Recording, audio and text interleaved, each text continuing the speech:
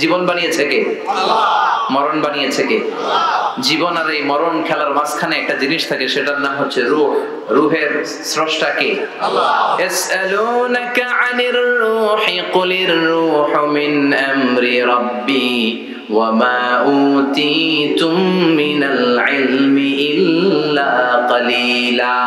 আল্লাহ বললেন, নবী, লোকেরা আপনারা জিজ্ঞেস করে রূহ কারে বলে, আপনি লোকদের বলে দেন রুহু কেউ বানাতে পারে না।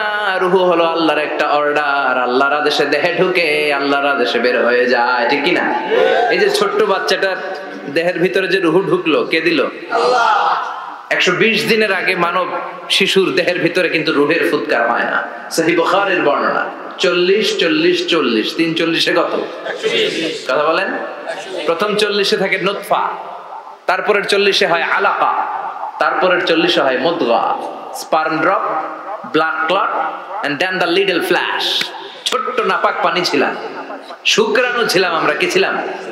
শুক্র ছিলাম না, শুক্রাণু, শুক্রের অণু। এক ফোঁটা শুক্রের মধ্যে 20 কোটি অণু থাকে, ওই 20 কোটির একটা ছিলাম আমি আর আপনি। ডিম্ব আমরা ছিলাম না, আমরা ছিলাম ডিম্বাণু, ডিম্বের অণু। এই ডিম্বাণু আর শুক্রাণু দুইটা মিলে আল্লাহ আমাদেরকে বানায় ফেললেন জাইগট, সেখান থেকে এমব্রায়ো, তারপরে আস্তে আস্তে ইনিশিয়াল স্টেজ গুলো শেষে একটার পর একটা স্টেজ পার করে তিনি আমাদেরকে বানালেন আলাকা, সেখান থেকে মুদগা, আমাদের দেহের ভেতরে তিনি স্কেলিটন ভরে দিলেন, কঙ্কাল, মাথার স্কাল দিলেন, খুলি দিলেন, নাক কান গলা দিলেন, আমার রেসপিরেটরি সিস্টেম চালু করে দিলেন। কত ছোট ছিলাম আমি, ক্ষুদ্র ছিলাম আমি। ফালয়ানযুরিল ইনসানু মিম্মা খুলিকা, খুলিকা মিম্মাইন দাফিক। মানুষের উচিত তার সৃষ্টি প্রক্রিয়ার দিকে নজর করে তাকানো। বাবার পিঠ থেকে সবেগে নির্গত হওয়া পানি দিয়ে মায়ের পেটে তোমারে ঢুকায় দিল কে? নাপাক পানি থেকে ছোট্ট ব্যাঙ্গাচির মতো ছিলাম, জোকের মতো মায়ের জরায়ুর দেয়ালে লেগেছিলাম। সেখান থেকে বড় করতে করতে আমার রেসপিরেটরি সিস্টেম, আমার হেয়ারিং সিস্টেম, আমার সব সিস্টেম গুলো তিনি আমার দেহের ভিতরে সেট করে দিল। চিল্লায় কোন সুবহানাল্লাহ। 120 দিনের সার্টেন পিরিয়ড শেষে তিনি দেহের ভিতরে রূহের ফুৎকার দিলেন। দেয়া মাত্রই আমার রূহতে ধপ ধপ ধপ শুরু হয়ে গেছে। ওই যে ধপ ধপ শুরু হয়েছে, আজও থামে নাই। এই ধপ ধপ থামলে বাঁচবেন? দম ফুরাইলে আমরা ঠুস হয়ে যাবো, ঠিক কিনা? আরে মানুষ রঙিন ফানুষ, দম ফুরাইলে তবু তো ভাই কারোরই নাই একটুখানি। আরে মানুষ রঙিন ফানুষ, রঙিন ফানুষ, আইরে মানুষ। সুবহানাল্লাহ বলেন। সে আল্লাহ বললেন, গোলাম, জীবন আর মরণের মাঝখানে আমি তৈরি করেছি রুহু। পৃথিবীর বিজ্ঞানীরা সব বানাতে পারে, কম্পিউটার বানাতে পারে, প্লেন বানাতে পারে, হেলিকপ্টার বানাতে পারে, রকেট বানাতে পারে, কিন্তু গোটা বিশ্বের সব বিজ্ঞানীরা মিলে কি রুহু বানাতে পারে নাকি? কথা বলেন। গত বছর সোফিয়া নামে একটা রোবট আসছিল না? কথা কন। ওটা মাথা উঁচু করে নিচু করে কথা বলতে চায়, মানুষের মতো হতে চায়। আসলে কি মানুষ? ওটার মধ্যে কি রুহু আছে? রুহু বানাইতে পারবে কেউ? এই রুহু নিয়ে যে কত গবেষণা, মুমূর্ষ রোগীদের উপর গবেষণা চালিয়েছে অনেক। বুলেট প্রুফ গ্লাসের ভিতরে মুমূর্ষ রোগীকে রেখে রেখে তারা চেক করতে চেয়েছে আমেরিকান বিজ্ঞানীরা যে রুহু কোন দিক দিয়ে বের হয়। তারা ওজন করে দেখে, মানুষ মরে গেলে কোন লাশের ওজন বেড়ে যায়, কোন লাশের ওজন কমে যায়। যেটাতে কমে গেছে 2-1 কেজি কমে যায়, তার অবাক। কি আগে ছিল 80 কেজি, এখন হয়েছে 78 কেজি, তার মানে 2 কেজি না, এটাই রুহু। এটাই কি? এটা হচ্ছে গবেষণার ধাপ। অনেকগুলো মডিউল তারা আনে, অনেক মুমূর্ষ রোগীকে গ্লাস ফিটিং করা, ইন্টেনসিভ কেয়ারে রেখে তারা অবজার্ভ করে, আর অক্সিজেন মাস্ক খুলে দিয়ে তারা দেখে যে লোকটা ছটফট করে কিভাবে মরে। মরার আগে ওজন মাপছিল 80 কেজি, মরে গেছে পরে আবার ওজন দিয়ে দেখে 78 কেজি। কমছে কয় কেজি? বিজ্ঞানে কে পাইছি? সবাই কয় কি পাইছে? কয় রুহু। কই পাইলেন? কয় আগে 80, এখন 78, 2 কেজি। রুহুর ওজন কয় কেজি?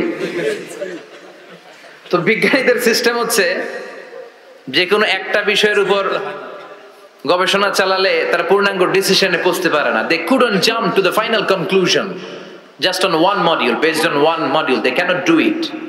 তাদের অনেকগুলো মডিউল আনতে হয়। তারা আবার নমুনা আনলো আরেকটা, মুমূর্ষ রোগী, অক্সিজেন চেম্বার লাগানো, মাস্ক লাগানো, এটা খুলে ফেললে মরে যাবে। বুলেট প্রুফ করা গ্লাসের ভিতরে ঢুকিয়ে এটার ওজন মাপ, এটার ওজন 60 কেজি। কয় এবার মাছ খুলছে ছটফট করে, এটা শেষ, এবার মাপ দেখ, এবার মাইপা দেয়া গেছে 63 কেজি। কয় কেজি বাড়ছে? এক একটার এক এক সিস্টেম হইতেছে, কোনোটা কমে, কোনোটা বাড়ে, কোনোটা কিচ্ছু হয় না। সবাই কয় তাইলে আপনি রুহু পাইলেন কই? আগেরটা কম ছিল, মনে করছিলেন 2 কেজি কমছে, ওইটাই রুহু, এখন 3 কেজি বাইরে গেছে, মিলাইবেন কি দিয়া? কথা কন। আল্লাহ ডেকে বলে, গোলাম কিয়ামত পর্যন্ত একটার পর একটা মুমূর্ষু রোগীকে বুলেট প্রুফ গ্লাসের ভেতরে ঢুকাতে পারবি, গবেষণা করতে পারবি, মাগার রুহু খুঁজে পাবি না। চিল্লায় বলেন ঠিক কি না? কারণ এই রুহুর মালিক কে? আল্লাহ। সে আল্লাহ বললেন, আল্লাযী খালাকাল মাউতা ওয়াল হায়াতা লিয়াবলুয়াকুম আইয়ুকুম আহসানু আমালা। জীবন আর মৃত্যু বানালাম তোমাদেরকে পরীক্ষা করার জন্য। পরীক্ষা আছে না নাই? গোটা দুনিয়াটাই পরীক্ষা। আল্লাহ যারে পছন্দ করে বেশি, তার পরীক্ষাও বেশি। আশাদ্দুন নাসি বালাআন আল আম্বিয়া। এই পৃথিবীতে আল্লাহ সবচেয়ে বেশি বালা মুসিবত দিয়ে পরীক্ষা করেছেন নবীদের। কারণ নবীরা আল্লাহর কাছে কম প্রিয় না বেশি প্রিয়? যেহেতু প্রিয় বেশি, পরীক্ষা বেশি। এজন্য মুমিনের উপর যদি পরীক্ষা আসে, মুমিনের উপর যদি অত্যাচার আসে, মুমিনের উপর যদি ধৈর্যের পরীক্ষা আসে, জেল জরিমানা আসে, মুমিন ওইটারে ভয় পায় না। মুমিন ভয় পায় একজনকে। চিল্লায় বলেন তিনি কে? কারণ আল্লাহর ঘোষণা, ওয়ালা তাহিনু ওয়ালা তাহজানু। ঘোষণাটা কার? আল্লাহ। ভয় নাই, তোদের চিন্তা নাই। আনতুমুল আ'লাউনা ইন কুনতুম মুমিনিন। তোমরাই বিজয়ী হবা যদি মুমিন হও, যদি মুমিন হও। এজন্য ধৈর্যের পরীক্ষা দিতে হবে, আল্লাহর উপর তাওয়াক্কুল করতে হবে, অত্যাচার আর জুলুম আল্লাহর নামে সহ্য করে যেতে হবে। চিল্লায় বলেন ঠিক কি না? কারণ মুসলিমের সাথে আল্লাহ থাকে। মুসলিমের বদদুয়াকে বিশ্বনবী ভয় করতে বলেছেন, কারণ মুসলিমের বদদুয়ার মাঝে আর আল্লাহর মাঝে পর্দা থাকে না। যারা দুনিয়ার বুকে জুলুম করে তাদেরকে ক্ষমতার মসনদ থেকে নামিয়ে দেয় কে? আল্লাহ। আর যারা মজলুম হয়, যাদের রক্ত দিয়ে জমিন ভেজে, তাদেরকে জমিনের ক্ষমতা দিয়ে দেয় কে? আর যারা রক্ত ঝরায়, ইতিহাস বলে তারা শেষ পর্যন্ত প্রাণ আর জান নিয়ে পালাবার জায়গাটা পায় না। চিল্লায় বলেন ঠিক কি না? এজন্য মুমিন খুব ভালো করে জানে, রাত্রি যত গভীর হয়, সুবহে সাদিকের সময় কাছে আসতে থাকে। গর্ভবতী নারীর পেটের জ্বালা যন্ত্রণা, ব্যথার পেইন যত বাড়ে, নতুন মেহমান আগমনের সময় কাছে আসতে থাকে। তেমনি ইসলামের পক্ষের শক্তির উপর যদি অত্যাচার, অনাচার, স্টিম রোলার বেড়ে যায়, এটা প্রমাণ করে ইসলামের বিজয়ের সময় কাছে আসতে শুরু করেছে। চিল্লায় বলো ঠিক কি না? এজন্য রব্বুল আলামিন ডেকে বলেন, গোলাম লিয়াবলুয়াকুম আইয়ুকুম আহসানু আমালা। কে ভালো আমল করো, কে খারাপ আমল করো, এজন্য আমি জীবন মরণ তৈরি করেছি। চিল্লায় কোন ঠিক কি না? এরপর আল্লাহ বললেন, ওয়ালাকাদ যায়্যানাস সামাআদ দুনিয়া বিমাসাবিহা ওয়া জাআলনাহা রুজুমান লিশ-শায়াতিন। সুবহানাল্লাহ বলেন। ওয়ালাকাদ যায়্যানাস সামাআদ দুনিয়া, the sky with candles, with light and stars. আল্লাহ বললেন, আমি দুনিয়ার আকাশকে তারা দিয়ে সুশোভিত করেছি। আকাশে তারা আছে না নাই? এগুলো এমনি এমনি হয়েছে না? তৈরি করছে কে? বিশ্বাস হয়? কোন সন্দেহ আছে? এখন তো লাইটিং ফাইটিং এর যুগে তারার যে কি সৌন্দর্য আমরা বুঝি না। আমরা যখন ছোটবেলা গ্রামে যেতাম, রাতের বেলা তারার মেলা, কি সুন্দর, একটার চেয়ে একটা সুন্দর। শুকতারা, ধ্রুব তারা, সপ্তর্ষি মণ্ডল, 7টা তারার একটা চেইন আছে, চিনেন এগুলো? কি সুন্দর তারা! এগুলো তৈরি করে রেখেছে কে? প্রথম আকাশের মহাশূন্যকে আল্লাহ এই তারকা দিয়ে বিউটিফাই করেছেন। It's a candle. আল্লাহ সাজিয়ে রেখেছেন। আমরা খালি চোখে যেটা দেখি, এটা কিন্তু আকাশ না, এটা প্রথম আকাশ নয়। প্রথম আকাশ যে কত দূরে আমেরিকার নাসার বিজ্ঞানীরাও জানে না। খালি চোখে আমরা যা দেখি, এটা প্রথম আকাশের মহাশূন্য। এর অনেক অনেক অনেক উপরে প্রথম আকাশ, এরপরে দ্বিতীয় আকাশের মহাশূন্যের স্তর শুরু, এরপরে দ্বিতীয় আকাশ, তারপরে তৃতীয় আকাশের মহাশূন্যের স্তর শুরু, তারপরে তৃতীয় আকাশ। একটার চেয়ে আরেকটা বড়। প্রথম আকাশের চেয়ে দ্বিতীয় আকাশ কত বড় বলি, আপনার হাতের আংটিটা যদি সাহারা মরুভূমিতে আপনি ছুঁড়ে ফেলে দেন, পুরো মরুভূমির তুলনায় আংটি যত ছোট, আল্লাহর দ্বিতীয় আসমানের তুলনায় আল্লাহর প্রথম আসমানটা ঠিক তত ছোট। একটার চেয়ে একটা বড়, একটার চেয়ে একটা বড়। সূর্য দেখে আমরা অবাক হয়ে যাই। 9 কোটি 30 লক্ষ মাইল দূরে, এই পৃথিবীর চেয়ে 13 লক্ষ গুণ বড়। এটার সানশাইন আলো আসতে পৃথিবীতে 8 মিনিট 18 সেকেন্ড লেগে যায়। ড্যাশ এই শব্দটা লেখার জায়গাও আমরা পাই না, মানচিত্রে বাংলাদেশ শব্দটা লেখার জায়গা পায় না। বিআরএ উঠে যায় ইন্ডিয়ার উপর, আর ডিএসএইচ উঠে যায় আবার ইন্ডিয়ার উপর, মাঝখানের দুইটা অক্ষর বাংলাদেশের উপরে পড়ে। চিল্লায় বলেন ঠিক কিনা? কত ছোট দেশ, পাশের ইন্ডিয়া 20-25 গুণ বড়। ইউরোপ আমেরিকার অনেক দেশ আছে, আমেরিকায় বাংলাদেশের চেয়ে শতগুণ বড়, কানাডা কয়েকশো গুণ বড়, রাশিয়া কয়েকশো গুণ বড়। এরকম প্রায় 200 দেশ নিয়ে পৃথিবীর স্থলভাগ, আর 70% হচ্ছে শুধু পানি। এই সব মিলে আমাদের এই পৃথিবী। আর এত বড় পৃথিবীর চেয়েও নাকি সূর্য 13 লক্ষ গুণ বড়। তার মানে সূর্যই বড় না, সূর্যের চেয়ে অনেক বড় তারা আছে। সূর্যের পরে পৃথিবীর সবচেয়ে কাছের যে তারা বা স্টার, ওটার নাম হচ্ছে প্রক্সিমা সেন্ট্রারি। নাম কি? প্রক্সিমা সেন্ট্রারি। এরপরে আলফা সেন্ট্রারি এ, আলফা সেন্ট্রারি বি, ইটা ক্যারিনা, বেটেলজিউস, এরকম একটার পর একটা তারা।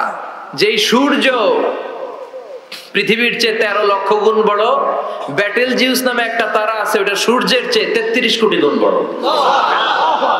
তার মানে কি বেটেলজিউসই সবচেয়ে বড় না? ছোট্ট একটা তারা। এই বেটেলজিউসকে খেয়ে ফেলাইতে পারে এরকম 1000 কোটি গুণ বড় সাইজের তারা আছে না নাই? এরকম কয়েক বিলিয়ন তারা নিয়ে আমাদের গ্যালাক্সি গঠিত। আমাদের গ্যালাক্সি, এটার নাম মিল্কি ওয়ে। এটার নাম কি? আমাদের গ্যালাক্সি। এই গ্যালাক্সিতে আমাদের অবস্থান। এরকম কত হাজার কোটি গ্যালাক্সি আছে আমেরিকার নাসার বিজ্ঞানীরাও জানে না। আমাদের গ্যালাক্সির সবচেয়ে কাছের যে গ্যালাক্সি, ওই গ্যালাক্সিটার নাম হচ্ছে অ্যান্ড্রোমেডা। কি নাম? অ্যান্ড্রোমেডা। আমাদের গ্যালাক্সি থেকে কেউ যদি কাছের গ্যালাক্সি অ্যান্ড্রোমেডাতে যেতে চায়, তার 2.5 মিলিয়ন লাইট ইয়ার্স সময় লেগে যাবে। কথাটা কঠিন হয়ে গেছে, আমি ভেঙে বলি, তারপরে সুবহানাল্লাহ কই। আমাদের গ্যালাক্সির নাম মিল্কি ওয়ে। মিল্কি ওয়ে থেকে যদি কেউ অ্যান্ড্রোমেডাতে যেতে চায়, কত সময় লাগবে? 2.5 million light year. Light year মানে আলোক বর্ষ। আলোর গতিতে যদি ছোটা যায়, 2.5 মিলিয়ন মানে হচ্ছে প্রায় 25 লক্ষ। তাহলে পৃথিবীতে সবচেয়ে দ্রুতগামী যে বিষয়টা আবিষ্কৃত হয়েছে সেটা হচ্ছে আলো। এই যে লাইট মারলে যে ছোটে, এই লাইট প্রতি সেকেন্ডে 1,86,000 মাইল বেগে ছুটতে পারে। 1 মিনিটে না, 1 ঘন্টায় না, 1 মিনিটে না, 1 সেকেন্ডে আলো চলে যায় কয় mile? 1,86,000। Could you imagine that? আপনি কল্পনা করতে পারেন? তাহলে তো মাথা নাড়াইতেছেন। এটা কি কল্পনা করা যাবে? আমার তো তার ছিঁড়ে যাচ্ছে। 1 সেকেন্ডে নাকি আলো ছুটে 1,86,000 মাইল বেগে। 1 সেকেন্ড শব্দ কইতে তো 2 সেকেন্ড লাগে। কথা কম। এর মধ্যে আলো চলে গেছে 1,86,000 মাইল। তো কোন রকেট যদি আপনি পান, যে রকেট দিয়ে সেকেন্ডে 1,86,000 মাইল বেগে রকেটটা ছুটবে প্রতি সেকেন্ডে, খেয়াল করেন, ঘন্টায় না, মিনিটে না, কিসে? সেকেন্ডে। যে রকেটটা সেকেন্ডে 1,86,000 মাইল বেগে ছুটবে, ওই রকেটটা দিয়ে আমাদের গ্যালাক্সি থেকে আমাদের পাশের গ্যালাক্সি অ্যান্ড্রোমেডাতে পৌঁছতে আপনার 25 লক্ষ বছর লেগে যাবে। সুবহানাল্লাহ বাড়িতে গিয়ে বললেন। এরকম বিশাল বিশাল তারা দিয়ে আমাদের আকাশটারে বিউটিফাই করেছে কে? এজন্য আল্লাহ বললেন, ওয়ালাকাদ যায়্যানাস সামাআদ দুনিয়া বিমাসাবিহা ওয়া জাআলনাহা রুজুমাল লিশ-শায়াতিন। আমি এই দুনিয়ার আকাশটারে সুন্দর সুন্দর তারকারাজি লাইটের মতো সেটিং করে সুশোভিত করেছি, আবার এই তারকা দিয়ে আমি শয়তানদেরকে প্রহারও করেছি। সুবহানাল্লাহ। শয়তানদেরকে আল্লাহ তারা মেরে আঘাত করে। সুবহানাল্লাহ বলেন। এরপরে এই সূরার প্রথম রুকুর শেষে আল্লাহ বললেন, ওয়াসিররু কাওলাকুম আও ইজহারু বিহি ইন্নাহু আলিমুম বিযাতিস সুদূর আলা ইয়ালামু মান খালাকা ওয়া হুয়াল লাতীফুল খাবীর। আল্লাহ বললেন, ওয়াসিররু কাওলাকুম, তোমরা যদি গোপনে কথা বলো, আও ইজহারু বিহি, কিংবা স্পষ্ট করে বলো, সব শুনে কে? আল্লাহ। আপনি যেমনি বলেন শুনবে কে? আল্লাহ। বলেই নাই, শুধু মনে মনে ভাবছেন, শুনবে কে? আল্লাহ। সুবহানাল্লাহ কইবেন না?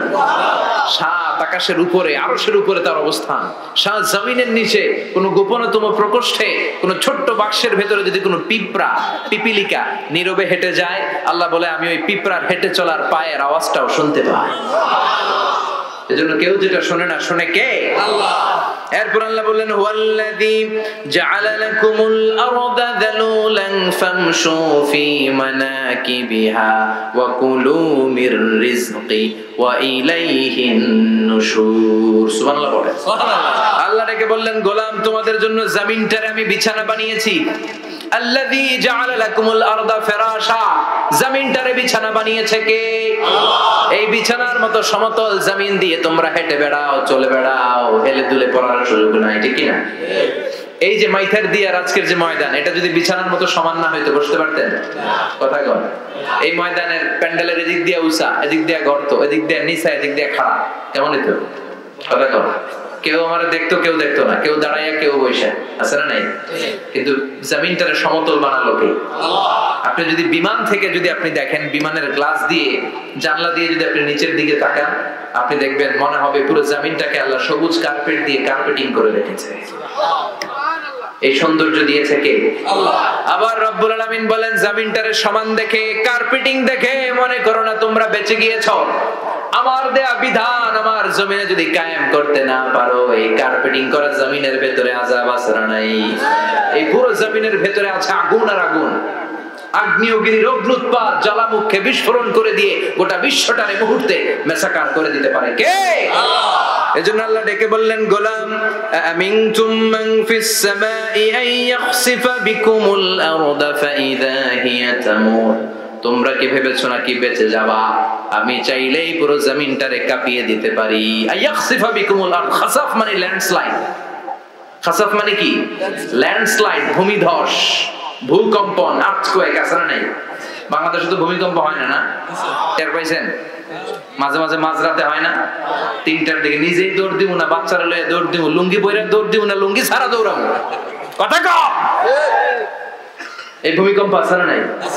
আল্লাহ বলে মনে করো না জমিনটা সমতল, কার্পেটিং করে দিয়েছি, এই কার্পেটিং এর ভিতরে আগুনের দলা আছে না নাই? আবার আল্লাহ বললেন আমিনতুম মান ফিস সামাই আন ইউরসিলা আলাইকুম হাসিবা। নিচে যেমনি কার্পেটিং করা জমিনের ভেতরে অগ্নুৎপাত রেখে দিয়েছি, মাথার উপর থেকে আযাব দেওয়ার সুযোগ আছে না নাই? চাইলে আল্লাহ অগ্নি বৃষ্টি দিতে পারে, আগুন বৃষ্টি দিতে পারে, ঠান্ডার বজ্রপাত দিতে পারে। আপনারা লূত আলাইহিস সালামের কওমের নাম শুনেছেন? তারা হোমোসেক্সুয়ালিটি, সমকামিতা করত। ফলে আল্লাহ তাআলা বিশাল এক চিৎকার মেরে সাইয়েদনা জিবরাইলের মাধ্যমে পুরো জমিনটাকে শেষ করে দিলেন। ফাজআলনা আলিয়াহা সাফিলাহা ওয়া আমতারনা আলাইহিম হিজারাতাম মিন সিজিল। তাদের অপকর্মের কারণে জর্ডানের ওই এলাকাটাকে আল্লাহ বললেন জিবরাইল এলাকাটারে হাতে তুলে নে, আকাশের উপরে তুলে পুরো এলাকা সহ মানুষ সহ জমিনের মধ্যে গেড়ে দে। জমিনের নিচের মাটি উপরে নিয়ে গেল কে? আল্লাহ। উপরের মাটি নিচে নিয়ে গেল কে? আল্লাহ। পুরো জায়গাটা এখন ডেড সি হয়ে গেছে। কি সি? ডেড সি নাম শুনেন নাই বোধহয়? আজকে শুনে রাখেন, এটাকে বলে মৃত সাগর।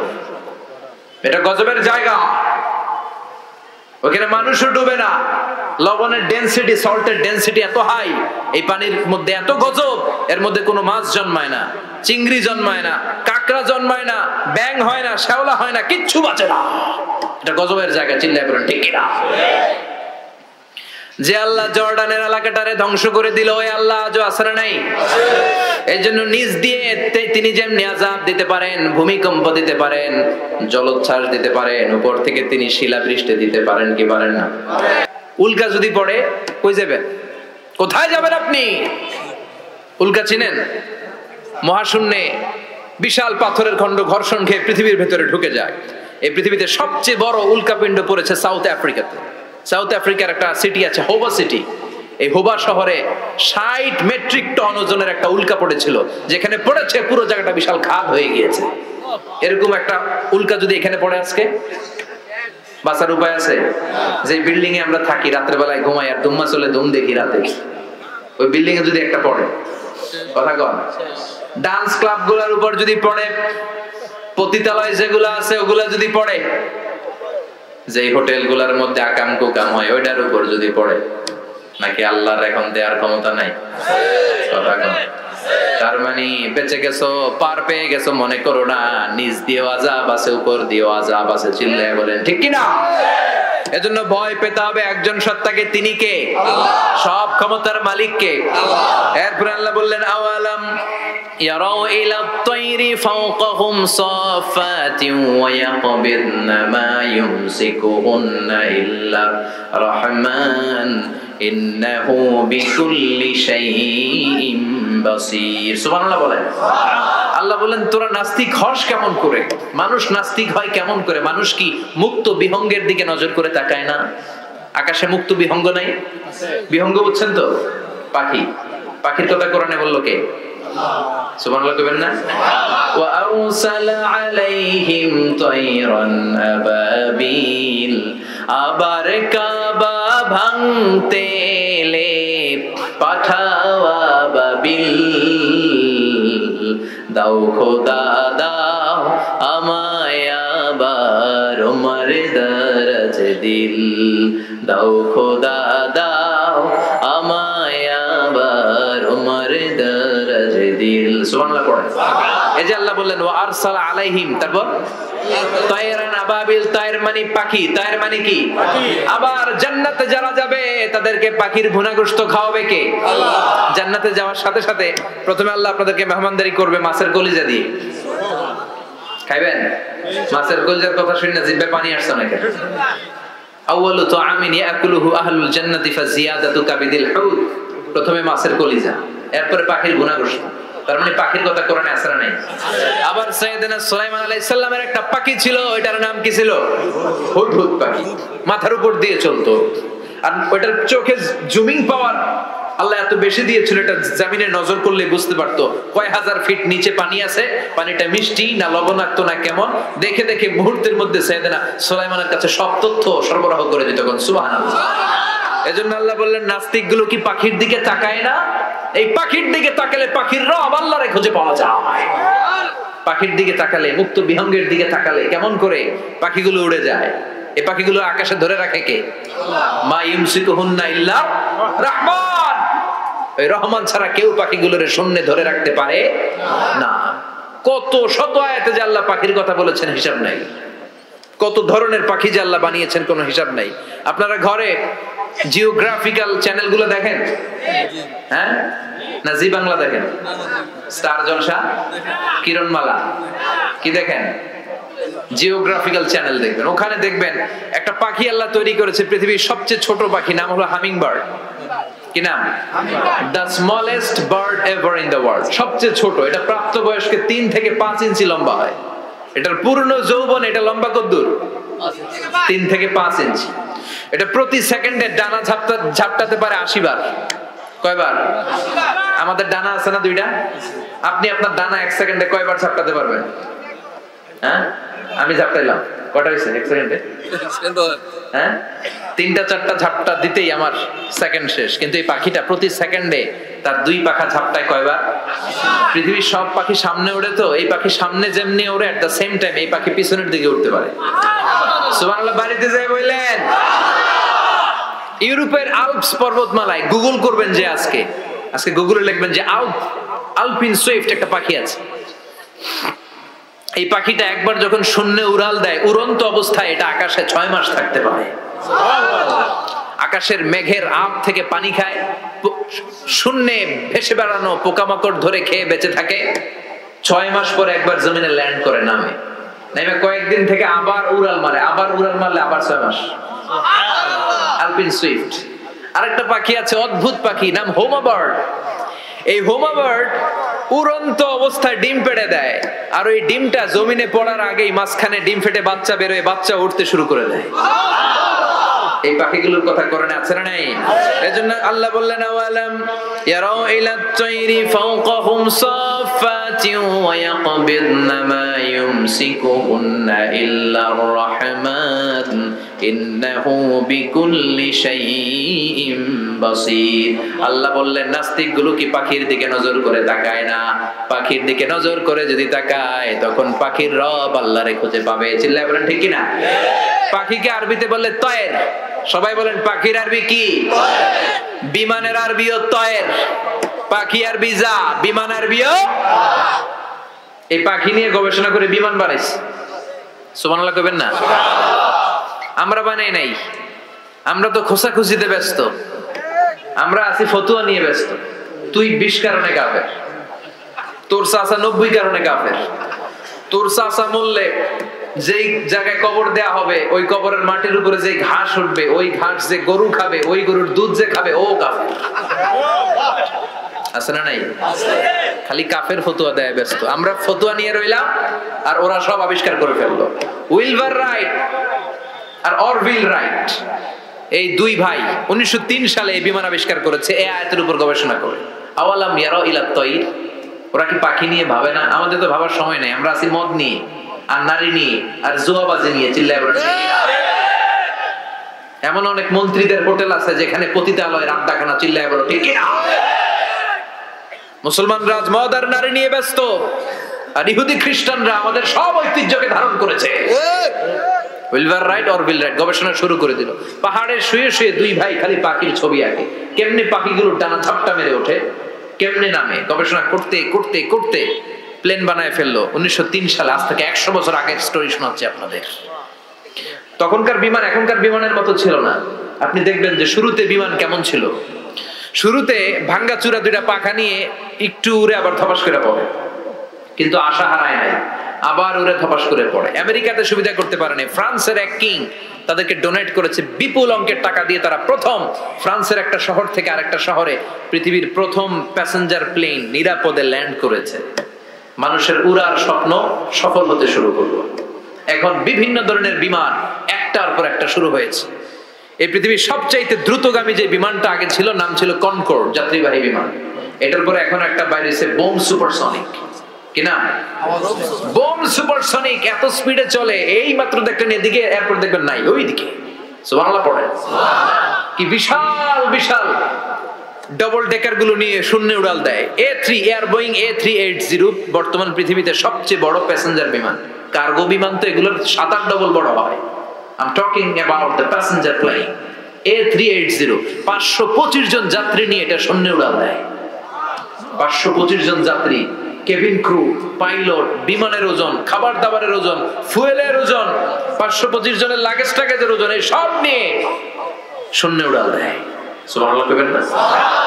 এই বিমান আবিষ্কারের আগ পর্যন্ত গোটা বিশ্বব্যাপী সব দেশে দেশে ছিল সেনাবাহিনী আর নৌবাহিনী।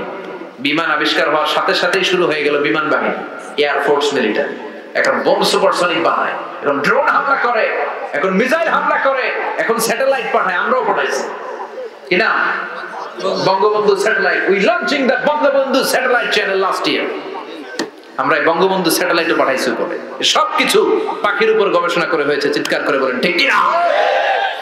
এজন্য আল্লাহ ডেকে বললেন, গোলাম ওরা কি পাখির দিকে তাকায় না? পাখির দিকে যদি নজর করে একটিবার তাকাতো, নাস্তিক আর নাস্তিক থাকতে পারতো না। এজন্য নাস্তিকদের জন্য এই সূরার ভেতরে ডোজ আছে, আই ওপেনার আছে। সর্বশেষ আল্লাহ একটা প্রশ্ন দিয়ে এই সূরাটা শেষ করলেন। প্রশ্নটা শুনবেন? শুনবেন সবাই? আল্লাহ বললেন, কুল আরাআইতুম ইন আসবাহা মাউকুম গাওরান ফামান ইয়াতিকুম বিমাইম মাইন। বলো দেখি সবে, শুকাইয়া যদি যায় এই পৃথিবীর পানি, তাহলে হেথায় তটনির ধারা কে দিবে সবারে আনি? কে দিবে আনি? একদিন সকালবেলা ঘুম থেকে উঠছেন, টয়লেটে যাবেন, মুখ ধোবেন, স্কুলে যাবেন, অফিসে যাবেন, কাজে যাবেন, যাই দেখেন টিউবওয়েল চাপতেছেন, পানি নেই। ট্যাপ ছাড়লেন, পানি নাই। চোখের মধ্যে ময়লা, নাকে ময়লা। টয়লেটে যাবেন, পানি নাই। পুকুরে নাইমা দেখেন পানি নাই। বিশাল বিশাল মেশিন বসিয়ে মাটির নিচ থেকে ভূগর্ভস্থ পানি উঠানোর চেষ্টা করলেন, একটা পানি নাই। এক ফোঁটা পানি গোটা বিশ্বে কোথাও নাই। কে দিব পানি আপনারে? পানি সম্পদ মন্ত্রী দিব? ডোনাল্ড ট্রাম্প দিব? শেখ হাসিনা দিবে? কেউ দিতে পারবে? এক ফোঁটা পানি বানানোর ক্ষমতা আমাদের নয়, ঠিক কিনা? পানির বৈজ্ঞানিক নাম হচ্ছে H2O। কি নাম? এই দেশে H2 নিয়ে কত কথা আছে না নাই? হাইড্রোজেনের 2টা মলিকিউল, অক্সিজেনের একটা মলিকিউল। এই 2টা গ্যাস, হাইড্রোজেন আর অক্সিজেন, 2 গ্যাস একসাথে মিলাইলে কি হয়? কথা বলেন। মিঠা নদীর পানি আল্লাহ পড়েন, তোমার মেহেরবানি, সুন্দর ফুল মিঠা নদীর পানি আল্লাহ তোমার মেহেরবানি, তুমি কতই দিলে রতন, ভাই বেরাদর পুত্র স্বজন, ক্ষুধা পেলে অন্ন যোগাও, মানি চাই না মানি আল্লাহ তোমার মেহেরবানি। সুন্দর ফুল মিঠা নদীর পানি আল্লাহ তোমার মেহেরবানি। সুবহানাল্লাহ পড়েন। আল্লাহ বললেন ঘুম থেকে উঠে যদি দেখো পৃথিবীর সব পানিগুলো একেবারে পৃথিবীর নিচে চলে গেছে, কোন মাধ্যম দিয়ে এক ফোঁটা পানির জোগাড় আর বন্দোবস্ত করা যায় না, কে তোদেরকে পানি এনে দিবে? কথা কন। আল্লাহ ছাড়া এক ফোঁটা পানি এনে দেওয়ার মতো ক্ষমতা কারো আছে নাকি? আবার পানি থেকে পৃথিবীর সব কিছুরে বানালো কে? ওয়াজআলনা মিনাল মাই কুল্লা শাইইন হাই আফালা ইউমিনুন। আল্লাহ বললেন পানি থেকে গোটা বিশ্বের সব আমি বানালাম, সব জীবিত জিনিস তৈরি হয়েছে পানি থেকে। এটা কোরআনের কথা, কার কথা? আর ১৫০০ বছর পর বিজ্ঞানীরা এখন বলছে পানি থেকেই সব প্রাণ এসেছে। সুবহানাল্লাহ পড়ে।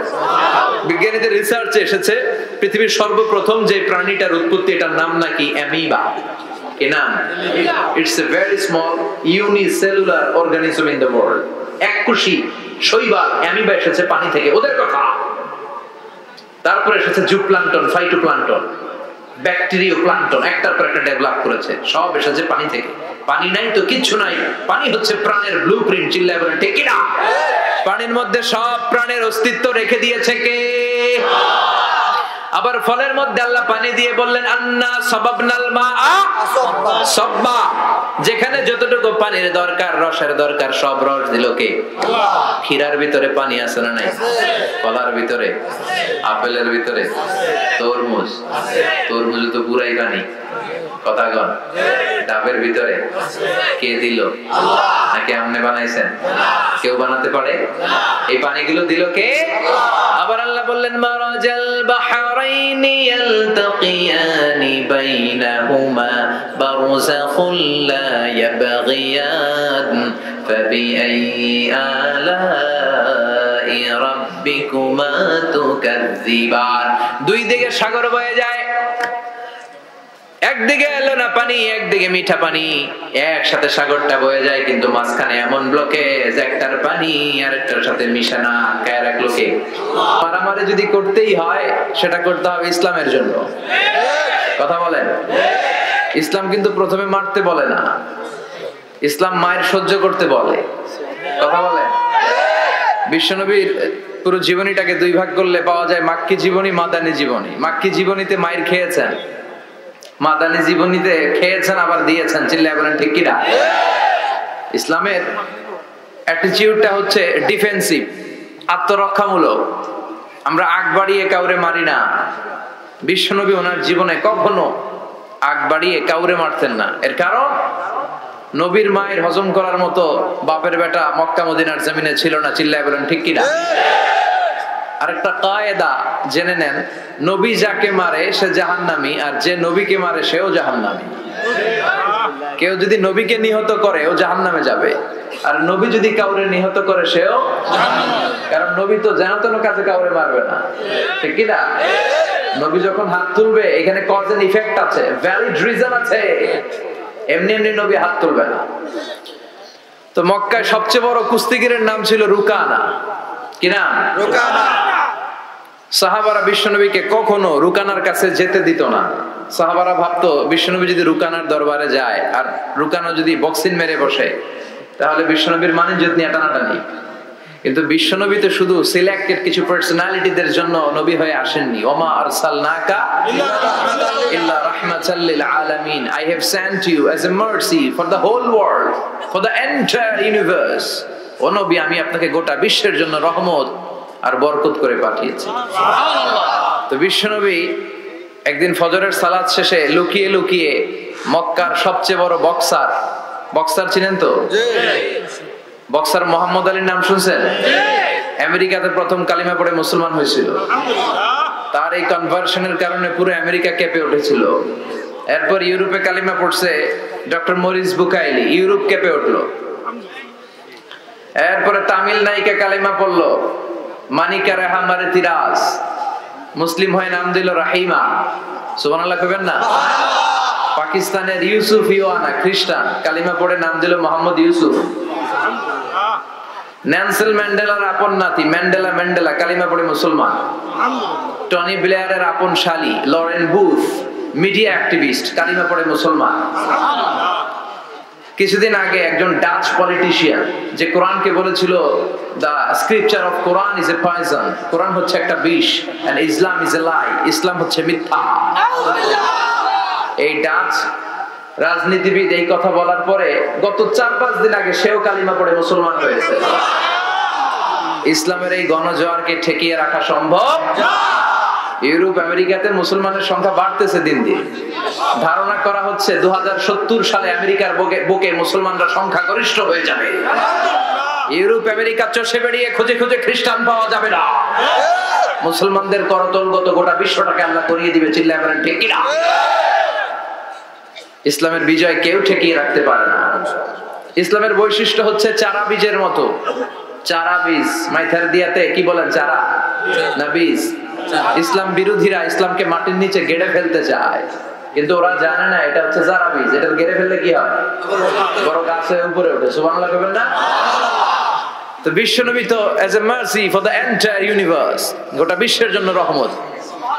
তিনি মক্কার সবচেয়ে বড় বক্সার রুকানার কাছে চলে গেল, যে বলল রুকানা আসলিম তাসলাম, ইসলাম মানো শান্তিতে থাকবা, দুনিয়ায়ও থাকবা আখিরাতেও থাকবা। সুবহানাল্লাহ পড়েন। রুকানা বলে না, আব্দুল্লাহর বেটা মোহাম্মদ, আমি তো কালিমা পড়বো না, যদি বক্সিং খেলে আমারে হারায় দিতে পারো তাইলে কালিমা পড়বো। বিশ্বনবী বললেন আমি তো বক্সিং খেলি না রে বাবা। রুকানা বলল তাহলে আমিও কালিমা পড়ি না।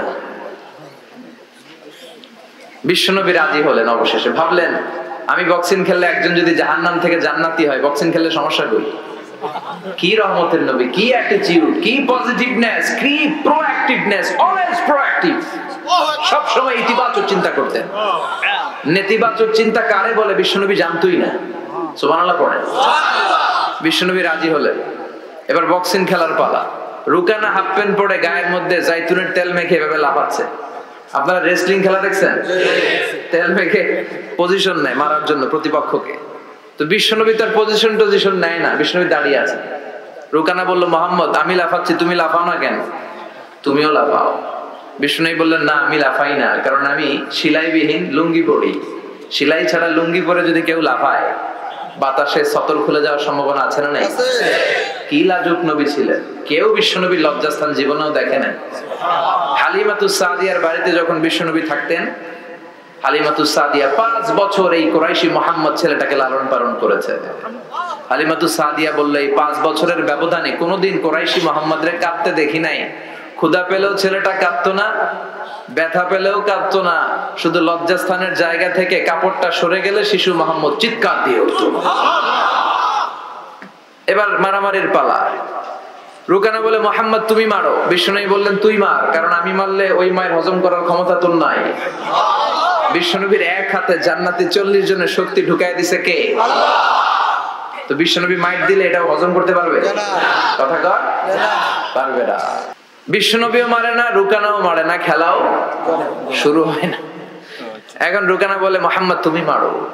বিশ্বনবী মারে নাই, কিন্তু বিশ্বনবী ওনার ডান হাত মোবারক কি নরম হাত, সফটার দেন সিল্ক, সিল্কের চেয়ে নরম ছিল। ওয়া কানা কাফুহু আবিয়াদু মিনাদ দিবাজ, সফটার দেন সিল্ক, রেশমের কাপড়ের চেয়েও বিশ্বনবীর হাতের তালু সফট ছিল। এই হাতটা দিয়ে বিশ্বনবী রুকানার ডান কাঁধে এভাবে টাচ করলেন।